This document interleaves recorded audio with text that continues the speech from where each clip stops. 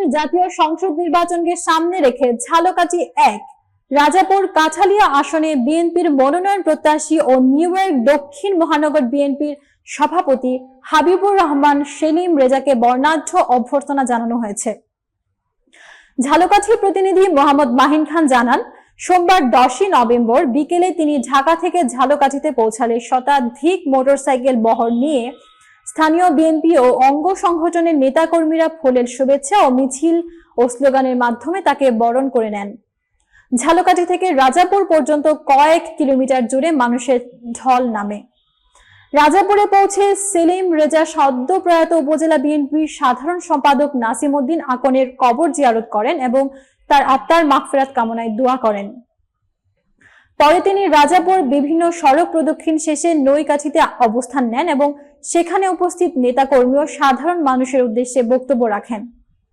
এই সময় উপস্থিত ছিলেন বিএনপির সাংগঠনিক সম্পাদক অ্যাডভোকেট নূর হোসেন, নাসিম আকনের বড় ভাই ফিরোজ আকন, প্রচার সম্পাদক গোলাম মোস্তফা শিকদার সহ স্থানীয় বিএনপি ও অঙ্গ সংগঠনের নেতাকর্মী ও এলাকার মুসল্লিরা।